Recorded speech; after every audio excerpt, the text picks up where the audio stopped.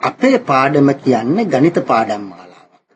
ඒකෙන් කොටසක් තමයි අද අපි ඉගෙන ගන්න සූදානම් වන්නේ.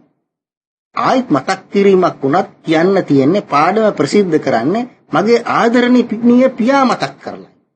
අපේ පියා මටත් මගේ සහෝදරයින්ටත් උගන්වපු ගණිත පාඩම් නිසා අපි හැමෝම ලෝකෙ ලොකු රස්සා කරන්නේ. අද අපේ පාඩම ත්‍රිකෝණමිතිය 4 වන පාඩමයි. කෝණයක අග අංශක 360 හෝ රේඩියන් 2π ඉක්මවන අවස්ථාවන්හිදී එම කෝණයට අදාළ ත්‍රිකෝණමිතික අනුපාත ගැන සාකච්ඡා කරමු. අංශක 360 හෝ රේඩියන් 2π ඉක්මවන කෝණ සහ ඒවායේ ත්‍රිකෝණමිතික අනුපාත ගැන දැන් අවධානය යොමු කරමු. මේ සඳහා ක්‍රමයෙන් දිස්වන රූපය අධ්‍යයනය කරමු. O මූල ලක්ෂ වන සහ ධන දිශාවන් OX හා OY එකිනෙකට ලම්බ අක්ෂ කෙරෙහි අවධානය යොමු කරමු. දිස්වන පරිදි P ලක්ෂය පළමු වෘත්තපාදයේ පිහිටියද ඒ ඕනෑම වෘත්තපාදයක පිහිටිය හැකියි. OP රේඛාව තිත්තිරකින් යා කර ඇති අතර POX කෝණය ඇල්ෆා වේ. දැන් ඊතල් ශීර්ෂයක් සහිත රතු රේඛාව මුලින් OX අක්ෂයට සමපාත වුවත් එය ඇල්ෆා කෝණයකින් වාමාවර්තව භ්‍රමණය වේ. දැන් ඊතල් ශීර්ෂයක් සහිත කොළ රේඛාව මුලින් OX අක්ෂයට සමපාත වුවත් එය 2π ධන ඇල්ෆා කෝණයකින් වාමාවර්තව භ්‍රමණය වේ.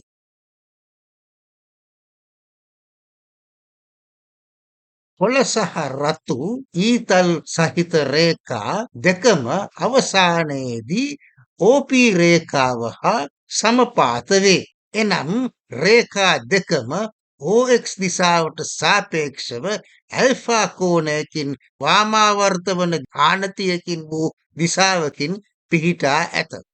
සැලකිය යුත්තේ රතු රේඛාව ඇල්ෆා කෝණයකින් වාමාවර්ත භ්‍රමණය වූ අතර කොළ රේඛාව 2π ධන ඇල්ෆා කෝණයකින් වාමාවර්ත භ්‍රමණය වී රේඛා දෙකම එකම දිශාවකින් OX දිශාවට සාපේක්ෂව ආනත වී ඇත.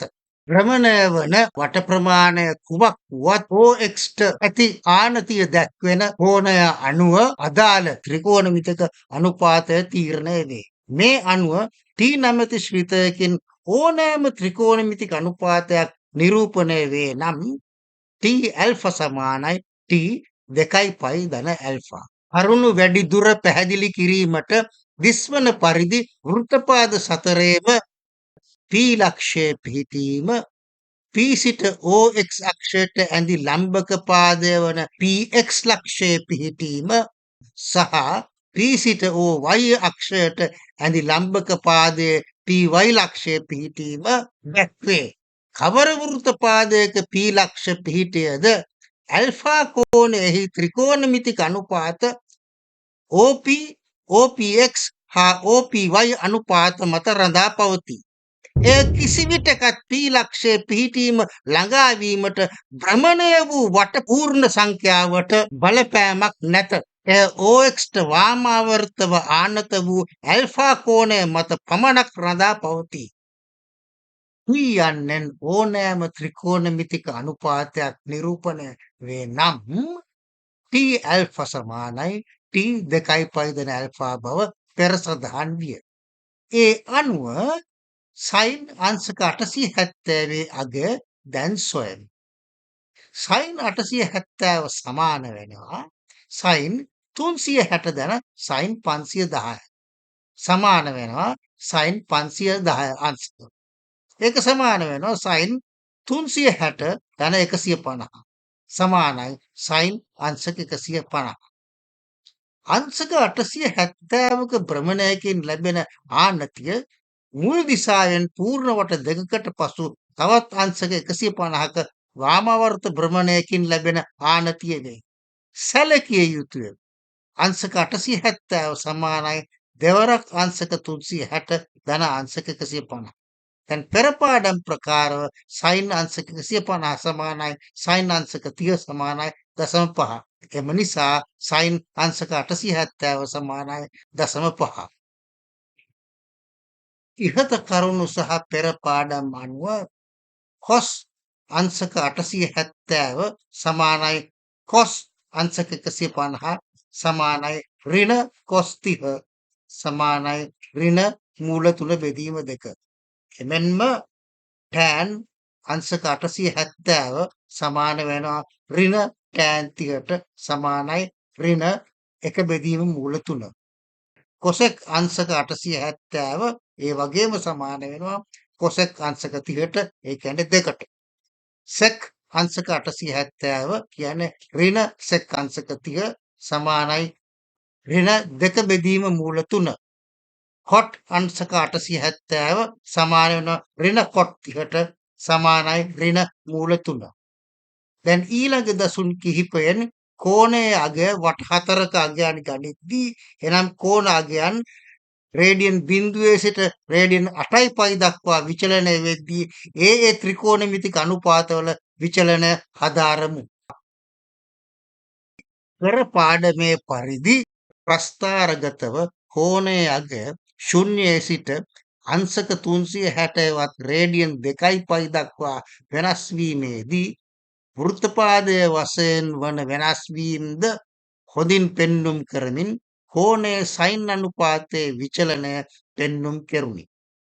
කෝණෙහි අගය ඉහත කී අන්දමට වෙනස් වීමේදී භ්‍රමණ එක් වටයක් විය. දිස්වෙන මෙම ප්‍රස්ථාරයෙන් භ්‍රමණ වට 4ක කෝණය විචලනය වීමේදී සයින් අනුපාතයේ විචලනය පෙන්눔 කෙරේ. උද්දීපනය වන අන්දමට 1. දැන් භ්‍රමණය පළමු වටය තුල සයින් අනුපාතයේ විචලනයත් 2. භ්‍රමණය දෙවන වටය තුල සයින් අනුපාතයේ විචලනයත් 3. භ්‍රමණය තුන්වන වටය තුල සයින් අනුපාතයේ විචලනයත් 4. භ්‍රමණය හතරවන වටය තුල සයින් අනුපාතයේ විචලනයත් පෙන්눔 කෙරේ. හොඳින් නිරීක්ෂණය කිරීමේදී එකම භ්‍රමණයක් තුල වන සයින් අනුපාතයේ විචලනය සෙසු භ්‍රමණය තුල නැවත නැවතත් ඒ ආකාරයෙන්ම දිස්වේ. පෙර පාඩමේ පරිදි ප්‍රස්ථාරගතව කෝණයේ අගය ශුන්‍යයේ සිට අංශක 360වත් රේඩියන් 2.5 දක්වා වෙනස් වීමේදී වෘත්තපාදයේ වශයෙන් වන වෙනස් වීමද හොඳින් පෙන්눔 කරමින් කෝණයේ cos අනුපාතයේ විචලනය පෙන්눔 කෙරුණි. කෝණෙහි අගය ඉහත කී අන්දමට වෙනස් වීමේදී භ්‍රමණ එක් වටයක් විය. දිස්වෙන මෙම ප්‍රස්ථාරයෙන් භ්‍රමණ වට 4ක කෝණය විචලනය වීමේදී cos අනුපාතයේ විචලනය පෙන්눔 කෙරේ. උද්දීපනය වන අන්දමට 1. දැන් භ්‍රමණය පළමු වටය තුල cos අනුපාතයේ විචලනයත් 2. භ්‍රමණය දෙවන වටය තුල cos අනුපාතයේ විචලනයත් 3. භ්‍රමණය තුන්වන වටය තුල cos අනුපාතයේ විචලනයත් 4. භ්‍රමණය හතරවන වටය තුල cos අනුපාතයේ විචලනයත් පෙන්눔 කෙරේ. හොඳින් නිරීක්ෂණය කිරීමේදී එකම භ්‍රමණයක් තුල වන cos අනුපාතයේ විචලනය සෙසු භ්‍රමණය තුල නැවත නැවතත් ඒ ආකාරයෙන්ම දිස්වේ. පෙර පාඩමේ පරිදි ප්‍රස්ථාරගතව කෝණයේ අගය ශුන්‍යයේ සිට අංශක 360වත් රේඩියන් 2.5 දක්වා වෙනස් වීමේදී වෘත්තපාදයේ වශයෙන් වන වෙනස් වීමද හොඳින් පෙන්눔 කරමින් කෝණයේ tan අනුපාතයේ විචලනය පෙන්눔 කෙරුණි. කෝණෙහි අගය ඉහත කී අන්දමට වෙනස් වීමේදී භ්‍රමණ එක් වටයක් විය. දිස්වෙන මෙම ප්‍රස්ථාරයෙන් භ්‍රමණ වට 4ක කෝණය විචලනය වීමේදී tan අනුපාතයේ විචලනය පෙන්눔 කෙරේ. උද්දීපනය වන අන්දමට 1. දැන් භ්‍රමණය පළමු වටය තුල tan අනුපාතයේ විචලනයත් 2. භ්‍රමණය දෙවන වටය තුල tan අනුපාතයේ විචලනයත් 3. භ්‍රමණය තුන්වන වටය තුල tan අනුපාතයේ විචලනයත් 4. භ්‍රමණය හතරවන වටය තුල tan අනුපාතයේ විචලනයත් පෙන්눔 කෙරේ. අදාළ කෝණ පරාසයන් තුල කෝණයේ අග පයි බෙදීම දෙකෙහි ඔත්තේ ගුණාකාරවලදී tan අනුපාතයේ සීමාකාර අගින් ධන අනන්තයේ සිට ඍණ අනන්තය දක්වා වෙනස් වීම පිළිබිඹු කරමින් ඇඳ ඇති ස්පර්ශෝන්මුඛ රේඛා රතු පාටින් දිස්වන බව නිරීක්ෂණය කරන්න. හොඳින් නිරීක්ෂණය කිරීමේදී එකම භ්‍රමණයක් තුල වන tan අනුපාතයේ විචලනය සෙසු භ්‍රමණය තුල නැවත නැවතත් ඒ ආකාරයෙන්ම දිස්වේ. පෙර පාඩමේ පරිදි ප්‍රස්ථාරගතව කෝණයේ අග ශුන්‍යයේ සිට අංශක 360වත් රේඩියන් 2π දක්වා වෙනස් වීමේදී වෘත්තපාදයේ වශයෙන් වන වෙනස් වීමද හොඳින් පෙන්눔 කරමින් කෝණයේ ස්කොට් අනුපාතයේ විචලනය පෙන්눔 කෙරුණි. කෝණෙහි අග ඉහත කී අන්දමට වෙනස් වීමේදී භ්‍රමණ එක් වටයක් විය. දිස්වෙන මෙම ප්‍රස්ථාරයෙන් භ්‍රමණ වට 4ක කෝණය විචලනය වීමේදී ස්කොට් අනුපාතයේ විචලනය පෙන්눔 කෙරේ. උද්දීපනය වන අන්දමට 1. දැන් භ්‍රමණය පළමු වටය තුල ස්කොට් අනුපාතයේ විචලනයත් 2. භ්‍රමණය දෙවන වටය තුල ස්කොට් අනුපාතයේ විචලනයත් 3. භ්‍රමණය තුන්වන වටය තුල ස්කොට් අනුපාතයේ විචලනයත් 4. භ්‍රමණය හතරවන වටය තුල ස්කොට් අනුපාතයේ විචලනයත් පෙන්눔 කෙරේ. අදාළ කෝණ පරාසයන් තුල කෝණයේ අග පයි බෙදීම දෙකෙහි ඉරට්ටය ගුණාකාරවලදී ස්කොට් අනුපාතයේ සීමාකාර අගින් ඍණ අනන්තයේ සිට ධන අනන්තය දක්වා වෙනස් වීම පිළිබිඹු කරමින් ඇඳ ඇති ස්පර්ශෝන්මුඛ රේඛා රතු පාටින් දිස්වන බව නිරීක්ෂණය කරන්න. හොඳින් නිරීක්ෂණය කිරීමේදී එකම භ්‍රමණයක් තුල වන ස්කොට් අනුපාතයේ විචලනය සෙසු භ්‍රමණය තුල නැවත නැවතත් ඒ ආකාරයෙන්ම දිස්වේ. පෙර පාඩමේ පරිදි ප්‍රස්ථාරගතව කෝණයේ අග ශුන්‍යයේ සිට අංශක 360වත් රේඩියන් 2π දක්වා වෙනස් වීමේදී වෘත්තපාදයේ වශයෙන් වන වෙනස් වීමද හොඳින් පෙන්눔 කරමින් කෝණයේ sec අනුපාතයේ විචලනය පෙන්눔 කෙරුණි. කෝණෙහි අග ඉහත කී අන්දමට වෙනස් වීමේදී භ්‍රමණ එක් වටයක් විය. දිස්වෙන මෙම ප්‍රස්ථාරයෙන් භ්‍රමණ වට 4ක කෝණය විචලනය වීමේදී sec අනුපාතයේ විචලනය පෙන්눔 කෙරේ. උද්දීපනය වන අන්දමට 1. දැන් භ්‍රමණය පළමු වටය තුල sec අනුපාතයේ විචලනයත් 2. භ්‍රමණය දෙවන වටය තුල sec අනුපාතයේ විචලනයත් 3. භ්‍රමණය තුන්වන වටය තුල sec අනුපාතයේ විචලනයත් 4. භ්‍රමණය හතරවන වටය තුල sec අනුපාතයේ විචලනයත් පෙන්눔 කෙරේ.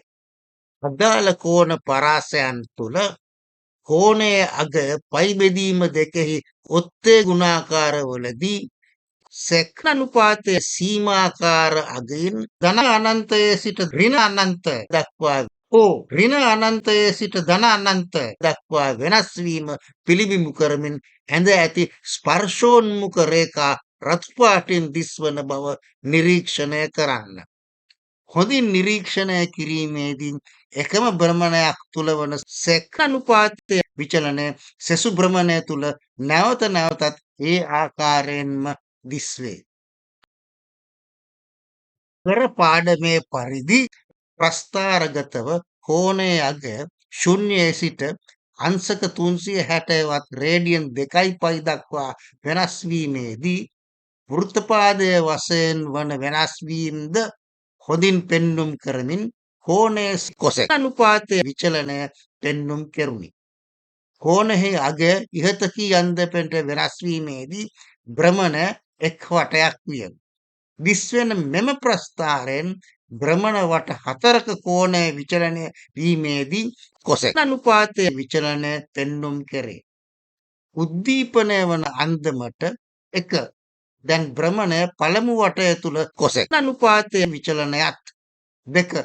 භ්‍රමණය දෙවන වටය තුල cosec අනුපාතයේ විචලනයත් 3. භ්‍රමණය තුන්වන වටය තුල cosec අනුපාතයේ විචලනයත් 4 භ්‍රමණය 4 වන වටය තුල කොසෙක් අනුපාතයේ විචලනයත් පෙන්눔 කෙරේ. අදාළ කෝණ පරාසයන් තුල කෝණයේ අග පයි බෙදීම දෙකෙහි ඉරට්ටය ගුණාකාරවලදී කොසෙක් අනුපාතයේ සීමාකාර අගින් ධන අනන්තයේ සිට ඍණ අනන්ත දක්වා ඍණ අනන්තයේ සිට ධන අනන්ත දක්වා වෙනස් වීම පිළිබිඹු කරමින් ඇඳ ඇති ස්පර්ශෝන්මුඛ රේඛා රතු පාටින් දිස්වන බව නිරීක්ෂණය කරන්න. හොඳින් නිරීක්ෂණය කිරීමේදී එකම භ්‍රමණයක් තුල වන කොසෙක් අනුපාතයේ විචලනය සෙසු භ්‍රමණය තුල නැවත නැවතත් ඒ ආකාරයෙන්ම දිස්වේ. පරණ පැනයක් සහ ඊට මෙතෙක් පිළිතුරු ශුන්‍යත් 2.5 අතර පරාසය තුල ත්‍රිකෝණමිතික අනුපාත අර්ථ දැක්වීමෙන් අනතුරු ලැබුණු ප්‍රශ්නය නම් රේඩියන් 2.5 ඉක්මවන කෝණ සඳහා සහ ඍණ අගයක් ඇති කෝණ සඳහා ත්‍රිකෝණමිතික අනුපාත තිබිය හැකිද? රේඩියන් 2.5 ඉක්මවන කෝණ සඳහා ත්‍රිකෝණමිතික අනුපාත නිර්ණය කිරීම මීට ඉහතදී මෙම පාඩමෙන් විස්තර විය. දැන් ඉතිරිව ඇත්තේ ඍණ අගයන් ඇති කෝණ සඳහා ත්‍රිකෝණමිතික අනුපාත නිර්ණය කිරීමය. ඍණ අගයන් සහිත කෝණ කෝණයක ඒකක කුමක් වුවත් එනම් රේඩියන් අංශක ග්‍රැඩ් කෝණයේ ලකුණ ධන ඍණ බවින් ගෙන දෙන්නේ ධන නම් එසේ සම්මත කළ දිශාවට භ්‍රමණය වීමක් ඍණ නම් සම්මත දිශාවට ප්‍රතිවිරුද්ධ දිශාවට භ්‍රමණය වීමකි. කළ යුතු දෑ වන්නේ sin ඍණ ඇල්ෆා cos ඍණ ඇල්ෆා tan ඍණ ඇල්ෆා cot ඍණ ඇල්ෆා sec ඍණ ඇල්ෆා cosec ඍණ ඇල්ෆා යන්නට ධන කෝණ ඇසුරෙන් ත්‍රිකෝණමිතික අනුපාත සෙවීමය. දැන් දිස් වෙන්නේ ඕ මූල ලක්ෂ වන එකිනෙකට ලම්බ අක්ෂ වන ධන දිශාවට OX හා ධන දිශාවට OY වේ. කොළ පාටින් වූ ඊතල් රේඛාව මුලින් OX ට සමපාත වුවද O වටා ඇල්ෆා කෝණයකින් වාමාවර්තව භ්‍රමණය වී OP දිශාවට පිහිටයි. දම් පාටින් වූ ඊතල් රේඛාව මුලින් OX ට සමපාත වුවද O වටා ඇල්ෆා කෝණයකින් දක්ෂිනාවර්තව භ්‍රමණය වී OQ දිශාවට පිහිටයි. Q ලක්ෂ OX අක්ෂයට සාපේක්ෂව වාමාවර්තව 2.5 ඍණ ඇල්ෆා කෝණයකින්ද දක්ෂිනාවර්තව ඇල්ෆා කෝණයකින්ද වාමාවර්තව ඍණ ඇල්ෆා කෝණයකින්ද පිහිටා ඇත. එක් දිශාවකට භ්‍රමණය වන කෝණය ධන නම් ප්‍රතිවිරුද්ධ දිශාව ඍණ වේ. පෙරමෙන් ආනතියකින් නිරූපණය වන කෝණයේ ලකුණ ධන වන්නේ වාමාවර්ත භ්‍රමණයකින් වන සම්මුතියට එළඹෙමු. දැන් පෙනෙන පරිදි ධන අගයන් සහිත කෝණයකින් දිශානති ඇති ලක්ෂ ගැන අවධානය යොමු කරමු. පෙනීමට ඇති එවැනි ලක්ෂයක් P ලෙස නම් කරමු. Q යනු P ලක්ෂයේ x අක්ෂයට සාපේක්ෂව ප්‍රතිබිම්බ ලක්ෂ නම් POX කෝණය සමානයි ඇල්ෆා වන විට QOX කෝණය ඍණ ඇල්ෆා වේ. P ලක්ෂ ඕනෑම වෘත්තපාදයක තිබිය හැකිය. ඊළඟ දසුනෙන් වැඩි පැහැදිලි කිරීමක් කරනු ලැබේ. ක්‍රමයෙන් දිස්වන රූප හතර කෙරෙහි අවධානය යොමු කරන්න. ඕ මූල ලක්ෂය වේ. එකිනෙකට ලම්බ වූ ධන දිශාවට OX හා OY අක්ෂ දෙකකි. P ලක්ෂය එක් එක් රූපයේ වෘත්තපාද සතරේ පිහිටා ඇත. POX කෝණය ඇල්ෆා වේ. වෘත්තපාදය අනුව ඇල්ෆා වාමාවර්ත භ්‍රමණය ධන ලෙසගෙන ඇති අගය වෙනස් වේ. සියලුම රූපවල PX හා PY පිළිවෙලින් P සිට OX හා OY අක්ෂවලට ඇති ලම්බකවල පාද වේ. Q යනු P ලක්ෂයේ OX අක්ෂයට සාපේක්ෂ වූ ප්‍රතිබිම්බය වේ. QX හා QY පිළිවෙලින් Q සිට OX හා OY අක්ෂවලට ඇති ලම්බකවල පාද වේ. Q P ලක්ෂයේ OX අක්ෂයට සාපේක්ෂ ප්‍රතිබිම්බය වීම නිසාම PX හා QX ඒක ලක්ෂ වන අතර POPX ත්‍රිකෝණය හා QOQX ත්‍රිකෝණය අංග සම වේ. ඒ හේතුවෙන් ලකුණද සැලකීමෙන් එක OQ සමානයි OP, 2 OQX සමානයි OPX, 3 OQY සමානයි ඍණ OPY, 4 POX කෝණය ඇල්ෆා නිසා QOX කෝණය ඍණ ඇල්ෆා වේ. POX කෝණය සමානයි ඇල්ෆා ත්‍රිකෝණමිතික අනුපාත OPට OPXට OPY මත රැඳෙන අතර QOX කෝණය සමානයි ඍණ ඇල්ෆාහි ත්‍රිකෝණමිතික අනුපාත පිළිවෙලින් OQට OQXට OQY මත රැඳේ. ධන හා ඍණ කෝණවල ත්‍රිකෝණමිතික අනුපාත. පසු වූ දසුන් වලින් දක්වන ලද පරිදි තලයක O මූල ලක්ෂ හඳුනාගෙන OX හා OY එකිනෙකට ලම්බාක්ෂ දෙකක් රාමුව ලෙසගෙන P නැමැති ලක්ෂ ඕනෑම වෘත්ත පාදයක පිහිට විය හැක. වාමාවර්ත භ්‍රමණය ධන ලෙසගෙන POX කෝණය ඇල්ෆායයි ගනි. Q ලක්ෂ OX අක්ෂයට සාපේක්ෂව Pහි ප්‍රතිබිම්බය නම් POX කෝණය ඇල්ෆා නිසාම QOX කෝණය ඍණ ඇල්ෆා වේ. PX හා PY පිළිවෙලින් P සිට X හා Y අක්ෂවලට ඇති ලම්බවල පාද නම් POX කෝණය සමානයි ඇල්ෆාහි ත්‍රිකෝණමිතික අනුපාත OPට OPXට OPY දිග අතර අනුපාත මත රැඳේ. QX හා QY පිළිවෙලින් Q සිට X හා Y අක්ෂවලට ඇති ලම්බවල පාද නම් QOX කෝණය සමානයි ඍණ ඇල්ෆාහි ත්‍රිකෝණමිතික අනුපාත OQට OQXට OQY දිග අතර අනුපාත මත රැඳේ.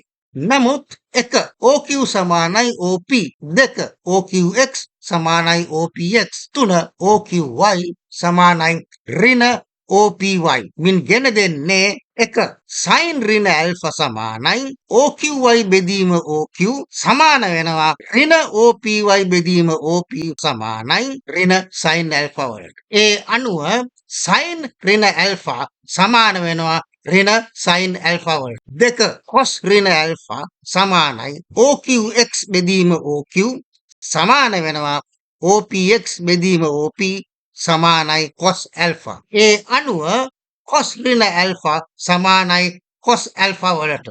3 tan ඍණ ඇල්ෆා සමානයි OQY බෙදීම OQX සමාන වෙනවා ඍණ OPY බෙදීම OPX සමානයි ඍණ tan ඇල්ෆා. ඒ අනුව tan ඍණ ඇල්ෆා සමාන වෙනවා ඍණ tan ඇල්ෆා වලට.